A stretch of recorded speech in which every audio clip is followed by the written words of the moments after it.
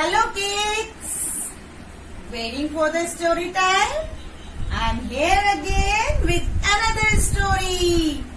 आज रेखा मैम आपको एक कहानी सुनाएगी, एकता का बल, और जिसमें बहुत सारे कबूतर हैं और एक उनका मुखिया। बहुत सारे कबूतर मीन्स पिजन्स एंड उनका मुखिया। तो चलो बच्चों सुनते हैं कहानी एकता का बल। एक बार की बात है, आसमान में एक कबूतर का झुंड उड़ रहा था और साथ में था उनका मुखिया कबूतर। वो बहुत दिनों से उड़ रहे थे और सब बहुत भूखे भी थे। तो अचानक से एक कबूतर को जमीन में बहुत सारे दाने दिखे।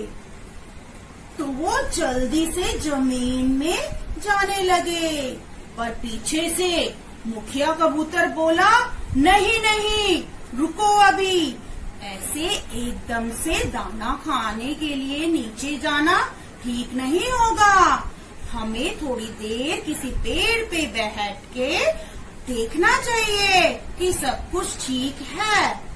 पर किसी भी कबूतर ने उनकी नहीं सुनी और जाके दाना चुगने लगे, क्योंकि वो सब बहुत भूखे थे। तो सब दाना चुगने लगे। सारे जल्दी जल्दी दाने खाने लगे। पर उनको दूर से कौन देख रहा था?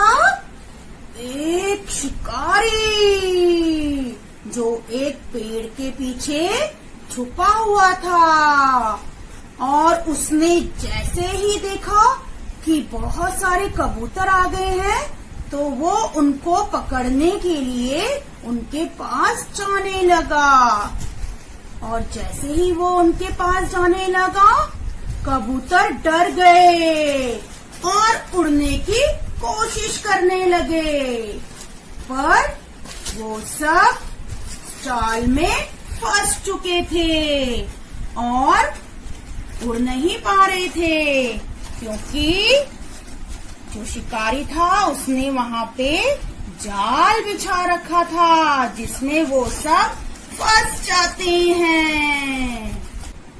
ये सब पेड़ से उनका मुखिया देख रहा था, जो नीचे उतरकर नहीं आया था। तो उसने देखा कि सारे कबूतर तो जाल में फंस गए हैं और सारे कबूतर कोशिश कर रहे थे जाल से निकलने की, पर वो सब उड़ ही नहीं पा रहे थे।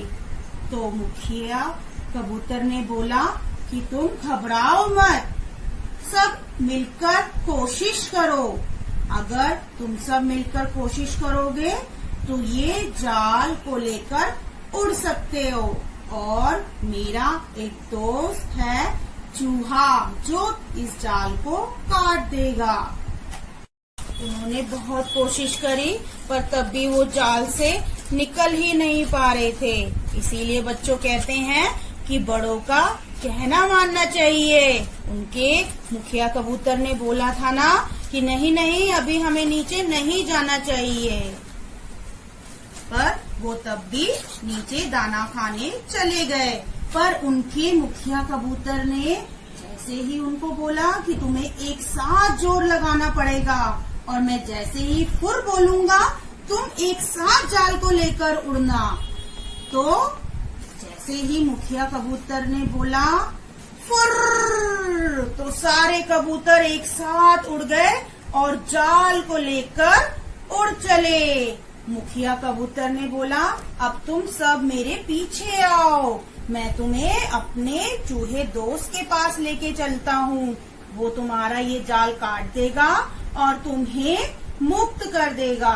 तो सब मुखिया कबूतर के पीछे उड़ने लगे और चूहे के पास पहुंच के नीचे बैठ गए। तो मुखिया कबूतर ने अपने चूहे दोस्त को बोला कि दोस्त प्लीज हेल्प मी, मेरे जो झुंड है वो जाल में फंस गया है, उनको बाहर निकाल दो, अपने तेज दांतों से ये जाल काट दो, क्योंकि बच्चों चूहे के दांत बहुत तेज होते हैं। तो चूहे ने बोला ठीक है मेरे दोस्त, मैं तुम्हारे सारे झुंड के कबूतरों को अभी फटाफट से जाल से बाहर निकाल देता हूँ और इस जाल को काट देता हूँ। और वो उनके जाल को एक एक करके काटने लगा और सारे जाल को उसने कुतर दिया और सारे कबूतरों को एक एक करके निकाल दिया।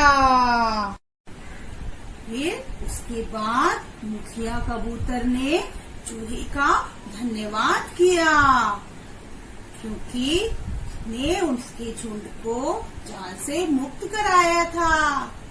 तो बच्चों, जब कोई हमारी हेल्प करता है या हमें कुछ देता है तो हमें उसको क्या कहना चाहिए? Thank you.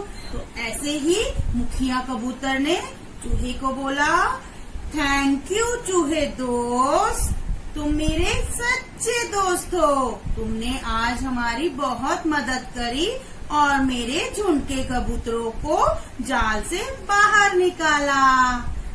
और चूहे ने बोला यू आर वेलकम। उसके बाद वो वापस आसमान में उड़ने लगे और खुशी खुशी रहने लगे। और आगे से उन्होंने जो उनके मुखिया कहते थे उनका कहना मानने लगे और साथ में मिलकर रहने लगे। तो बच्चों, इस कहानी से हमें क्या शिक्षा मिलती है? इस कहानी से हमें शिक्षा मिलती है कि एकता में बहुत बल होता है और अगर हम साथ मिलकर कोई भी काम करें तो बड़े से बड़ा काम आसानी से हो सकता है। जैसे आजकल हम कोरोना वायरस से लड़ रहे हैं मिलकर, तो हम इसमें जरूर जीतेंगे, पर इसके लिए हम सबको एक होना पड़ेगा और सारे प्रिकॉशनरी मेजर्स लेने पड़ेंगे, क्योंकि कहते हैं ना together we can and we will. अगर साथ देगा इंडिया तो जीत जाएगा इंडिया। तो इसका मतलब कि हम सब मिलकर कोई भी बड़े से बड़ा काम कर सकते हैं और किसी भी बड़ी से बड़ी मुश्किल को हल कर सकते हैं।